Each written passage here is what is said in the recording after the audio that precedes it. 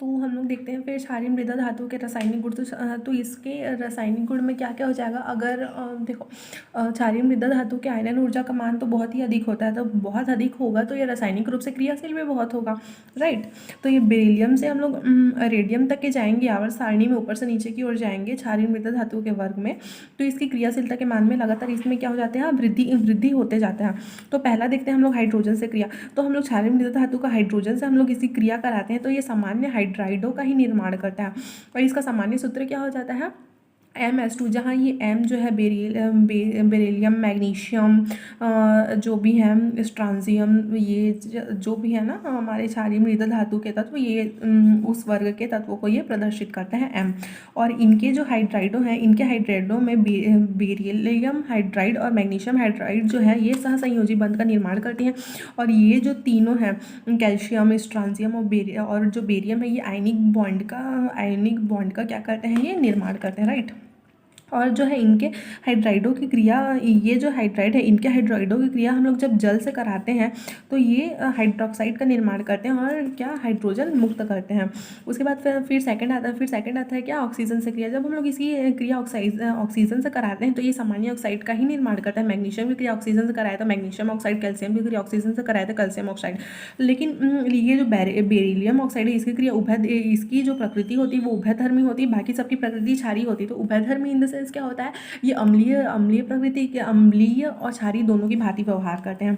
फिर तीसरा आता है क्या, जल से क्रिया। तो जब हम लोग इसकी क्रिया जब हम लोग जल से कराते हैं तो हम लोग सामान्य हाइड्रोक्साइड का ही, तो ये सामान्य हाइड्रोक्साइड का ही क्या करते हैं, निर्माण करते हैं और हाइड्रोजन गैस मुक्त करते हैं हम। और फिर हम लोग जब ऊपर, और जब उसके बाद फिर हम लोग जब आवर्त सारणी में जब हम लोग ऊपर से नीचे की ओर जाते हैं तो इनकी क्षारकता का मान भी अधिक होते जाता है। तो क्षारकता का मान अधिक क्यों होते जाता है, तो ऊपर से नीचे की ओर जब हम लोग जाएंगे, जब हम लोग क्षारीय मृदा धातु के तत्व ऊपर से नीचे की ओर जाएंगे, किस केस में, उनके हाइड्रोक्साइडों के केस में, तो उनके उसकी जो बॉन्ड होती है वो हमेशा वो ऊपर से नीचे की ओर जाएंगे तो वो दुर्बल होते जाती है। तो दुर्बल होते जाएगी तो तोड़ने में लगातार कम शक्ति लगती जाएगी। जो प्रबल बंध है उसको तोड़ने में तो ज़्यादा ऊर्जा की आवश्यकता होगी, ज़्यादा ऊर्जा की आवश्यकता होगी तो OH में हाइड्रोक्साइड आयन का मुक्त होना कठिन होगा, जिससे कि क्षारकता का मान इसका कम होता जाएगा। और फिर ऊपर से नीचे की ओर जाएंगे तो इससे क्षारकता का मान क्या होता जाएगा, अधिक होता जाएगा। वही बोला है कार्बोनेट है। और जब हम लोग क्षारीय मृदा धातु के हैलाइडो, ये क्षारीय मृदा धातु के जो हैलाइड है इसकी क्रिया हम लोग जब कार्बोनेटों से कराते हैं तो हम लोग को तो धातु कार्बोनेट का निर्माण, तो कैल्शियम कार्बोनेट का निर्माण हुआ, मैग्नीशियम कार्बोनेट का निर्माण हुआ। और जब हम लोग इसको गर्म करते हैं तो ये अपने ऑक्साइडो, ये जो अपने कैल्शियम ऑक्साइड में मुक्त हुआ है और अपने और कार्बन डाइऑक्साइड का क्या कर दिया, मुक्त कर दिया। उसके बाद फिर आता है सल्फेट। क्षारीय मृदा धातु और क्षारीय मृदा धातु है उसको उसके सल्फेट में हम लोग उनके ऑक्साइडों और हाइड्रोक्साइड तथा कार्बोनेटों की क्रिया हम लोग H2SO4 से कराते हैं तो सल्फेटों का निर्माण होता है। देखो जैसे ये कैल्शियम, इसी क्रिया हम लोग ये H2SO4 से कराए तो ये कैल्शियम सल्फेट का निर्माण हुआ। इसके ऑक्साइड की क्रिया हम लोग सल्फेट से कराए तो भी सल्फेट का निर्माण हुआ। इसके हाइड्रोक्साइड और कार्बोनेट की क्रिया हम लोग कराए तो भी सल्फेट का निर्माण हुआ। उसके बाद फिर आता है इसमें छठवा क्या बोलता है, हैलाइड है। जब हैलाइड है, ठीक है, तो इसमें क्या बोल रहा है, हैलाइड से क्रिया, क्षारीय मृदा धातु की हैलोजन से सीधी क्रिया करके हैलाइड का निर्माण करते हैं। तो क्षारीय मृदा धातु उनके ऑक्साइड एवं हाइड्रोक्साइड या उनके कार्बोनेटों की क्रिया हैलोजन से अम्लों से कराने पर हैलाइड प्राप्त होता है। तो कैल्शियम की क्रिया हम लोग HCl से हम लोग कराए तो ये कैल्शियम का क्लोराइड प्राप्त हुआ, CaCl2 प्राप्त हुआ। CO की क्रिया HCl से कराए तो भी हम लोग को हैलाइड ही प्राप्त हो रहे हैं यहाँ पास। लेकिन BeO, बेरिलियम ऑक्साइड की क्रिया में ऐसा नहीं होता। BeO की क्रिया हम लोग को पहले कार्बन या कोक से कराना पड़ता है, उसके साथ हम लोग उसके बाद फिर हम लोग 870 और 1070 केल्विन के ताप पर हम लोग क्लोरीन गैस प्रवाहित करते हैं तो BeCl2 का निर्माण होता है और कार्बन मोनोऑक्साइड क्या होता है, मुक्त होता है। तब उसके बाद जाके यहाँ पर क्लोराइड का निर्माण होता है, मतलब हैलाइड का निर्माण होता है, ठीक है। और ये जो ठोस अवस्था में BeCl2 की संरचना इस प्रकार की संरचना होती है, चैन संरचना होती है। और जबकि वाष्प अवस्था में ये डाइमर संरचना या फिर एकलक संरचना होती है इसकी, ठीक है। और फिर संकुल का निर्माण। और क्षारीय मृदा धातु में जो बेरिलियम होता है, जो बेरिलियम होता है वो उच्च नाभिकीय आवेश के कारण संकुल बनाने में ये जो होते हैं ये संकुल बनाने की प्रवृत्ति करते हैं। जबकि प्रकाश संश्लेषण में जो कि हमारा जो क्लोरोफिल रहता है ना उसमें मैग्नीशियम का ही संकुल यौगिक होता है। उसके बाद बाद जैसे हम लोग पहले क्षारीय धातु में जैसे हम लोग लिथियम का असामान्य व्यवहार पढ़े थे, वैसे हम लोग क्षारीय मृदा धातु के लिए बेरिलियम का असामान्य व्यवहार पढ़ेंगे। तो बेरिलियम विकर्ण, तो बेरिलियम जो होता है, और हम लोग ये भी देखेंगे कि बेरिलियम किसके साथ अपना विकर्ण संबंध प्रदर्शित करता है, एल्यूमिनियम के साथ प्रदर्शित करता है। और बेरिलियम का तो असामान्य व्यवहार इसका देखते हैं कि बेरिलियम का परमाणु आकार बहुत ही छोटा होता है, रिक्त और कक्षक अनुपस्थित होता है, क्षारीय मृदा धातुओं की तुलना में इसकी ऋण विद्युतता का मान अधिक होता है और आयनन ऊर्जा का मान भी इसमें अधिक होता है, राइट। और इसके असामान्य व्यवहार देखो ये सब है, ऐसा पढ़ लेना। और जैसे B2C है, इसकी हम लोग इसकी जल से क्रिया कराएंगे तो BeO बेरिलियम ऑक्साइड की का निर्माण होता है, और मेथेन क्या होता है इसमें मुक्त होता है। वैसे ही इसकी क्रिया जल से कराएंगे तो कैल्शियम हाइड्रोक्साइड की निर्माण होगा और एथाइन बनता है। फिर अगला हम लोग देखते हैं क्या, बेरिलियम और एल्यूमिनियम का विकर्ण संबंध। तो विकर्ण संबंध हम लोग देखेंगे, बेरिलियम और एल्यूमिनियम का विकर्ण संबंध, इसमें कुछ गुण ऐसे होते हैं जो कि एक दूसरे से समानता प्रदर्शित करते हैं, ठीक है। तो हम लोग देखते हैं कि क्या समानता प्रदर्शित करते हैं, दोनों ही बेरिलियम और एल्यूमिनियम दोनों ही सहसंयोजी यौगिकों का निर्माण करते हैं। दोनों ही तत्व सांद्र HNO3 से क्रिया करके निष्क्रिय हो जाते हैं, कोई क्रिया भी नहीं करते। HNO3 से अगर दोनों को हम लोग क्रिया करेंगे तो कोई क्रिया नहीं करेंगे, क्योंकि उनके ऊपर ऑक्साइड की परत जम जाती है। और दोनों ही तत्वों के कार्बाइडों से, ये दोनों ही तत्व बेरिलियम और एल्यूमिनियम का कार्बाइड की क्रिया जब हम लोग जल से कराते हैं तो हम लोग को मेथेन प्राप्त होता है। देखो हम लोग यहाँ पर दोनों तरफ मेथेन प्राप्त हुआ, और दोनों ही तत्व सहसंयोजी यौगिकों का निर्माण करते हैं। बेरिलियम और एल्यूमिनियम दोनों ही तत्व क्या सहसंयोजी यौगिकों का निर्माण किए, ठीक है। और दोनों ही तत्व के हैलाइड सेतु संरचना का निर्माण करते हैं। ये बेरिलियम क्लोराइड का सेतु संरचना है और ये एल्यूमिनियम क्लोराइड का सेतु संरचना है। उसके बाद फिर आता है मैग्नीशियम का निष्कर्षण कैसे होता है ये हम लोग देखेंगे। तो इसका संकेत क्या होता है, Mg होता है, इसका परमाणु क्रमांक होता है 12, परमाणु भार होता है इसका 24.30 होता है, परमाणु विन्यास इसका ये होता है 282 होता है। और इसकी प्राप्ति तो जो मैग्नीशियम होता है जो वो अपने मुक्त अवस्था में नहीं रह पाता है, तो ये हमेशा अपने यौगिकों के रूप में पाया जाता है। तो कौन कौन से यौगिकों के रूप में पाया जाता है, कार्बोनेट क्लोराइड और सल्फेट अयस्क के रूप में पाया जाता है। कार्बोनेट अयस्क के रूप में मैग्नेसाइट, डोलोमाइट, और क्लोराइड अयस्क के रूप में कार्नेलाइट, और सल्फेट अयस्क के रूप में एप्सम लवण के रूप में पाया जाता है। इसका रासायनिक सूत्र होता है MgSO4.7H2 होता है। और कीजेराइट के रूप में भी पाया जाता है, जिसका रासायनिक सूत्र होता है MgSO4.S2O। और इसका निष्कर्षण हम लोग देखते हैं, तो निष्कर्षण कैसे होता है, ये पहला होता है इसमें कार्नेलाइट अयस्क से। तो ये बहुत इजी है, तो इसको पढ़ लीजिएगा। अगर कुछ भी डाउट आता है तो you can just ask me, okay. उसके बाद देखो इसका जो रासायनिक क्रिया है वो मैं आपको समझा देती हूँ। जैसे ये MgCO, तो हम लोग इसका केमिकल रिएक्शन देखते हैं। जैसे कि MgCl2 है, तो वो किस में, तो ये किस में टूटता है, Mg+2 आयन और 2Cl- आयन में टूटता है, ठीक है। तो इसके कैथोड पर किसकी क्रिया होगी, ये +2 आयन वाले की क्रिया होगी, ठीक है। Mg+2, तो ये मैग्नीशियम +2 आयन है, तो ये 2 इलेक्ट्रॉन क्या करता है, ये ग्रहण कर लेता है, जिससे कि ये मैग्नीशियम धातु में कन्वर्ट हो जाता है। उसके बाद फिर पॉजिटिव इलेक्ट्रोड पर किसकी क्रिया होगी, ये Cl- की क्रिया होगी। तो Cl- जो है, क्लोराइड आयन जो है, एक इलेक्ट्रॉन त्याग देता है और क्लोरीन धातु में परिवर्तित हो जाता है। फिर क्लोरीन के दो परमाणु मिलकर एक अणु का निर्माण करते हैं, और ये क्लोरीन गैस का निर्माण करते हैं, राइट।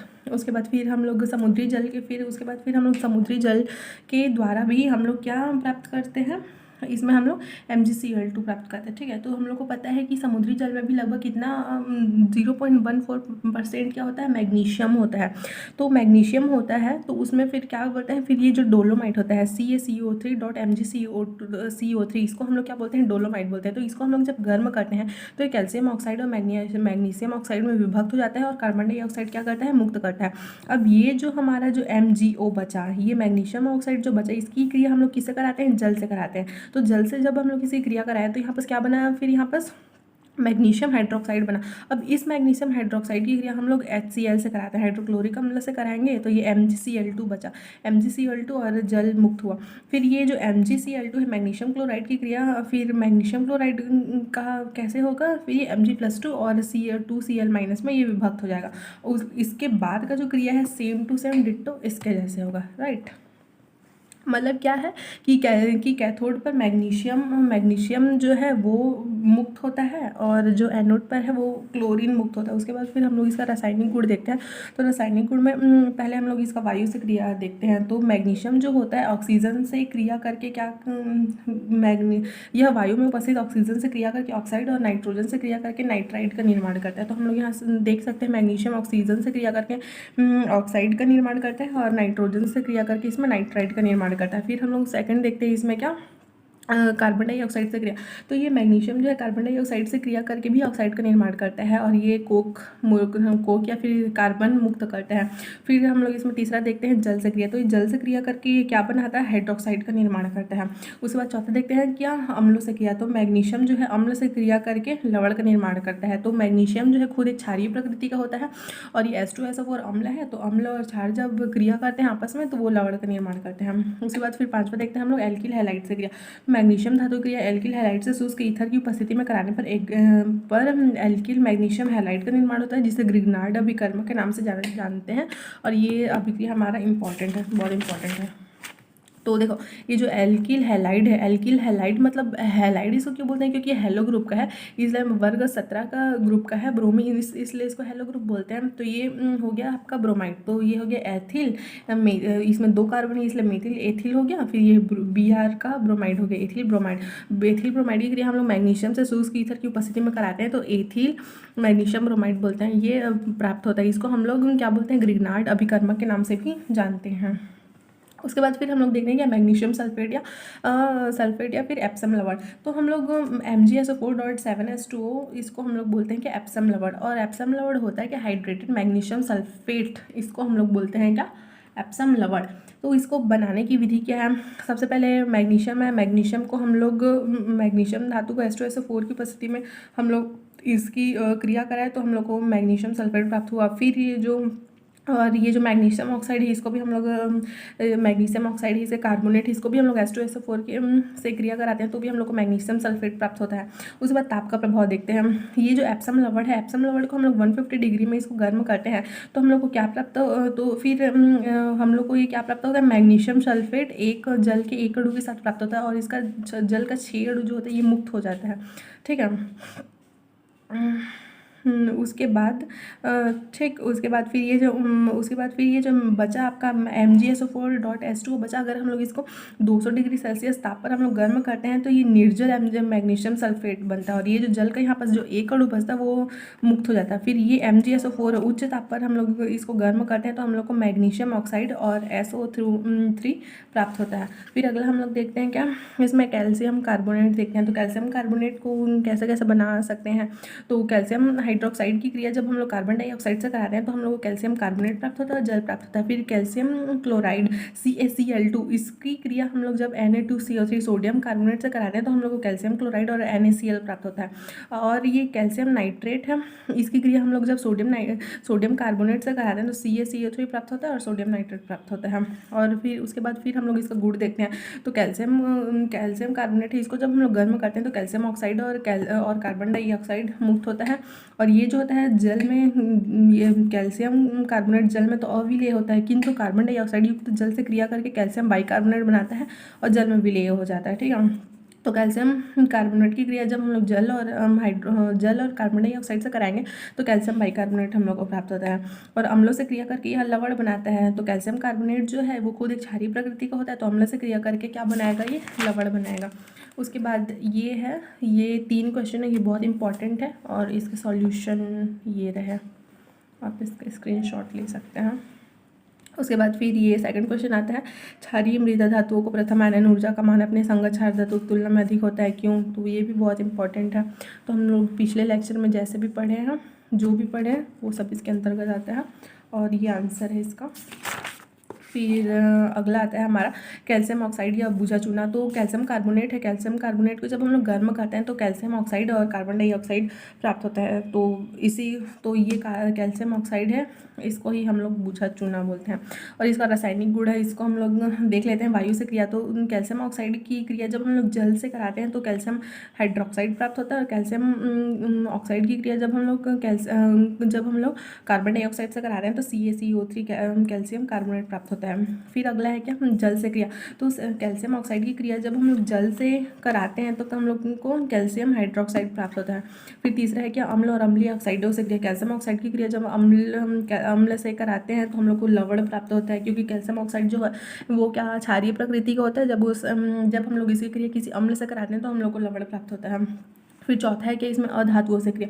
तो कैल्शियम ऑक्साइड की क्रिया जब हम लोग अधातु से कराते हैं, जैसे कार्बन क्लोरीन, इससे कराते हैं तो वो क्या करता है, कार्बन से क्रिया करके कार्बाइड बनाता है और क्लोरीन से क्रिया करके क्लोराइड बनाता है। और पांचवा है इसमें क्या, अमोनियम लवण से क्रिया। हाँ, तो कैल्शियम ऑक्साइड की क्रिया जब हम लोग अमोनियम क्लोराइड से कराते हैं तो तो हम लोग को अमोनिया प्राप्त होता है। ये अमोनियम क्लोराइड की क्रिया कैल्शियम ऑक्साइड से कराए तो CaCl2 प्राप्त हुआ, अमोनिया प्राप्त हुआ, जल प्राप्त हुआ। तो इसमें बेसिकली क्या प्राप्त होता है, अमोनिया ही प्राप्त होता है। तो उसके बाद फिर हम लोग का अगला आता है क्या, कैल्शियम हाइड्रोक्साइड या बुझा हुआ चूना। तो सॉरी, तो इसमें CaOH2 है, तो कैल्शियम हाइड्रोक्साइड बोलते हैं इसको। और हिंदी में क्या मतलब, और इसको ऐसे क्या बोलते हैं, कैल्शियम हाइड्रोक्साइड बोलते हैं। तो इसको जैसे कैल्शियम ऑक्साइड की क्रिया जब हम लोग जल से कराते हैं तो कैल्शियम हाइड्रोक्साइड ये प्राप्त होता है। तो इसको क्या बोलते हैं, इसको बिना बुझा चूना है। बिना बुझा चूना की क्रिया जब हम लोग जल से कराएंगे तो हम लोग को कैल्शियम हाइड्रोक्साइड का प्राप्त होगा। मतलब बिना बुझा चूना की क्रिया जल से कराएंगे तो हम लोग को बुझा हुआ चूना प्राप्त होगा। उसके बाद कैल्शियम लवण की, ये जो कैल्शियम है, कैल्शियम लवण की क्रिया हम लोग जब क्षार से कराते हैं तो हम लोग को हाइड्रोक्साइड का निर्माण होता है। और इसका गुण देख लेते हैं। कैल्शियम हाइड्रोक्साइड को जब हम लोग गर्म करते हैं, 400 डिग्री सेल्सियस ताप पर हम लोग गर्म करते हैं तो कैल्शियम ऑक्साइड और जल का निर्माण होता है। और कार्बन डाइऑक्साइड से क्रिया, ये जो है ये थोड़ा इम्पॉर्टेंट है। कैल्शियम हाइड्रोक्साइड को हम लोग जब ये कार्बन डाइऑक्साइड से हम लोग क्रिया कराते हैं तो कैल्शियम कार्बोनेट का और जल का निर्माण होता है। फिर इस कैल्शियम कार्बोनेट की क्रिया हम लोग जल और कार्बन डाइऑक्साइड से कराते हैं तो कैल्शियम बाइकार्बोनेट का निर्माण होता है, जो कि दूधिया रंग जिससे कि उसका गायब हो जाता है। ठीक है। फिर तीसरा हम लोग इसको देखते हैं कि क्लोरीन से क्रिया। तो कैल्शियम हाइड्रोक्साइड की क्रिया जब हम लोग क्लोरीन से कराते हैं तो हम लोग को विरंजक चूर्ण प्राप्त होता है। ठीक है। तो CaOCl2 इसको हम लोग विरंजक चूर्ण बोलते हैं। फिर इसमें चौथा दिया है कि अमोनियम लवण से क्रिया। तो जब अमोनियम क्लोराइड की क्रिया जब हम कैल्शियम हाइड्रोक्साइड से कराते हैं तो CaCl2 NH3 और 2H2O, मतलब हम लोग को क्या प्राप्त होती है, इसमें मेनली अमोनिया गैस प्राप्त होती है। उसके बाद फिर अगला है क्या, जिप्सम लवण। तो ये इम्पॉर्टेंट है। जिप्सम लवण जैसे कैल्शियम ऑक्साइड हो गया, CaCO3, कैल्शियम कार्बोनेट हो गया, CaCl2 हो गया। ये सब की क्रिया हम जब हम लोग H2SO4 से कराते हैं तो हम लोग को कैल्शियम लवण प्राप्त होता है। और ताप का प्रभाव हम लोग देखते हैं। जब हम लोग जिप्सम को 120 डिग्री सेल्सियस ताप पर हम लोग जब गर्म करते हैं तो इसके जल के 3 अणु जो है वो अलग हो जाते हैं। जो बाकी बचता है, ये जो बचता है CaSO4 2.H2O जो बचता है, हम लोग को प्लास्टर ऑफ पेरिस प्राप्त होता है। इसको हम लोग प्लास्टर ऑफ पेरिस बोलते हैं। ठीक है। तो ये वही दिया हुआ है, प्लास्टर ऑफ पेरिस अभी हम लोग देख ही चुके, और इसको आप लोग पढ़ लेंगे, इम्पॉर्टेंट है, देखिए। और ये भी क्वेश्चन है, सारे इम्पॉर्टेंट है, you can take a screenshot. और ये क्वेश्चन, तो ये चैप्टर आपका यहीं ख़त्म होता है। अगर आपको वीडियो अच्छी लगी हो तो लाइक कीजिए, सब्सक्राइब कीजिए। Thank you.